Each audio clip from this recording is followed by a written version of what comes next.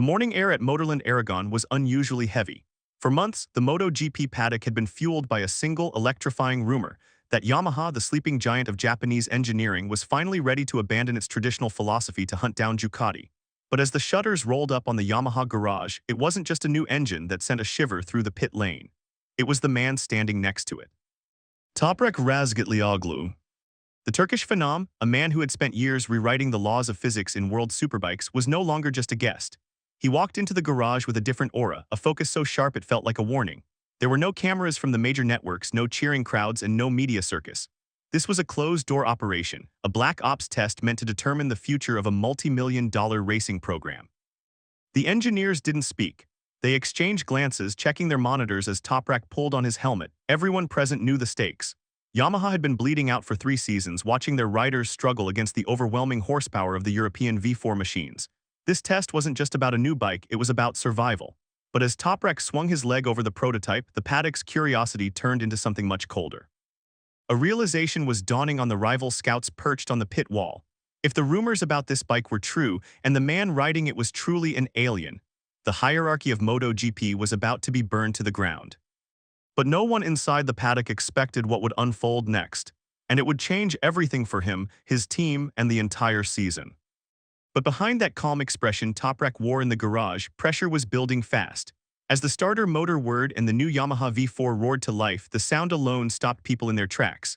It wasn't the smooth, melodic hum of the old inline-4 that Valentino Rossi had made famous.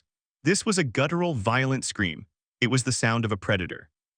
Toprak didn't wait. He didn't take the traditional sighting laps to get comfortable. Within 3 laps, the timing screens began to flicker with numbers that didn't make sense. The engineers, veterans of decades in racing, stared at their laptops in silence.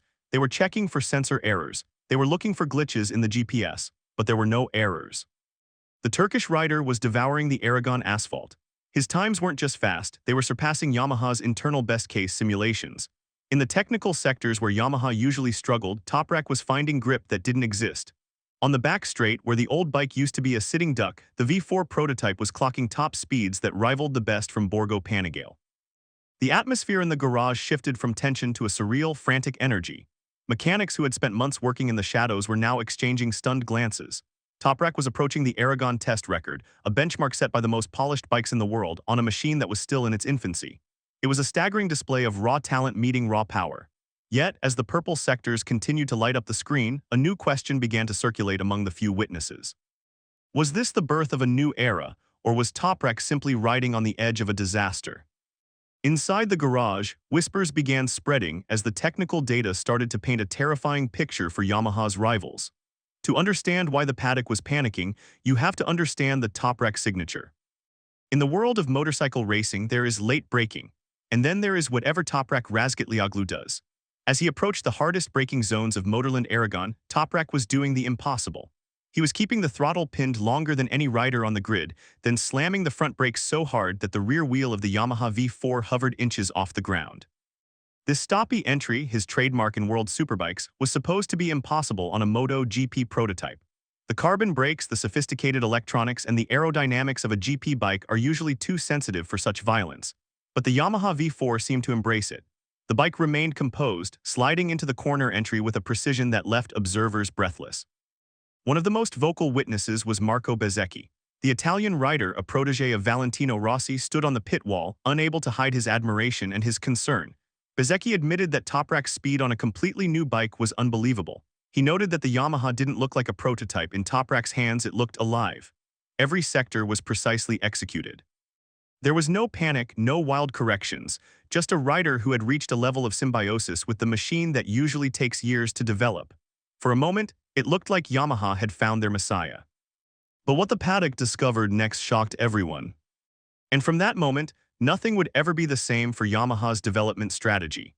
The data coming off the bike was so dominant that reports suggested Yamaha was forced to completely rewrite its 2026 MotoGP roadmap. For years, the narrative was that Yamaha lacked the muscle to compete. They were the friendly bike, the one that was easy to ride but slow on the straights. But the V4 had changed the DNA of the machine. The mechanical grip had improved, and the acceleration was described by insiders as brutal. Most importantly, Toprak was achieving something Yamaha had lacked for a decade: lap-to-lap consistency. This wasn't just a glory run for the cameras. Toprak was putting together long stints where the time difference between laps was measured in thousandths of a second.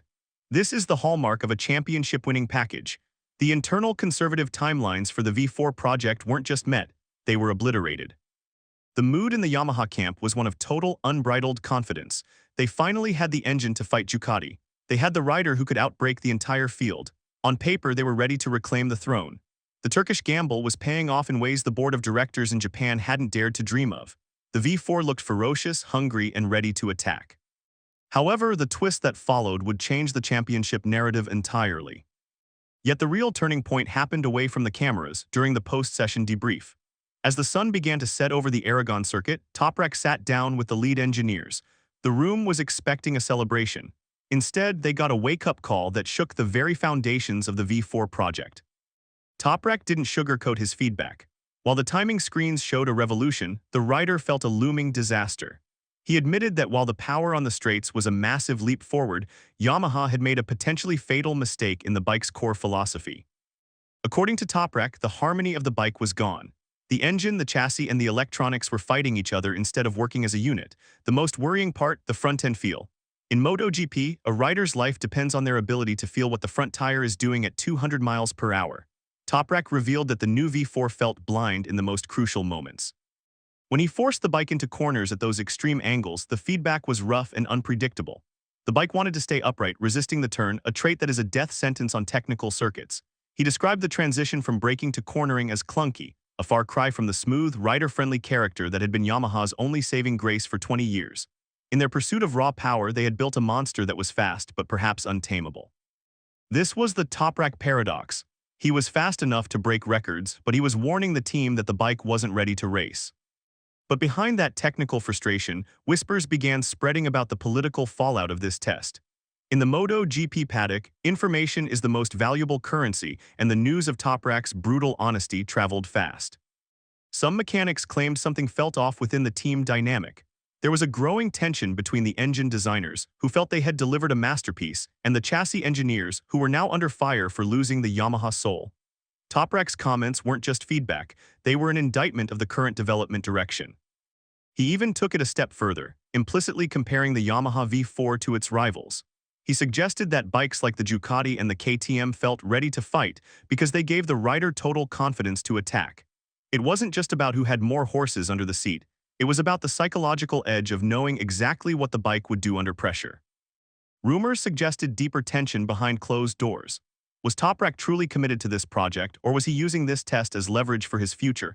The Turkish rider emphasized that he wasn't there to denigrate the team but to save them.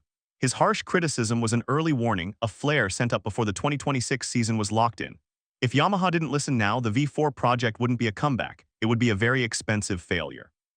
Yet this was only the beginning of a far bigger storm.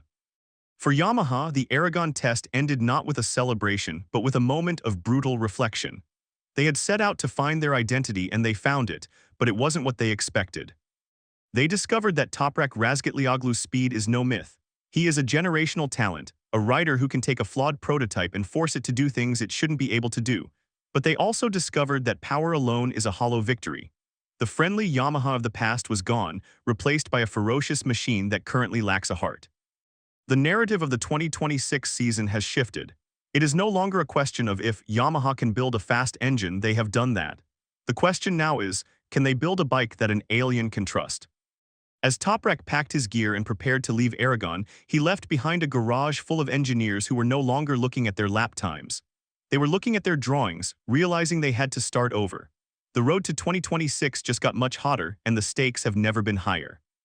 What happened at Aragon might be remembered as the day Yamaha found the path to victory, or it might be remembered as the day they realized just how far they still have to go. The Turkish Gamble continues, but as the paddock knows all too well in MotoGP, the only thing more dangerous than being slow is being fast on a bike you can't feel. What happened after that left even his closest team members stunned, and the world is now waiting for the next move in this high-speed game of chess.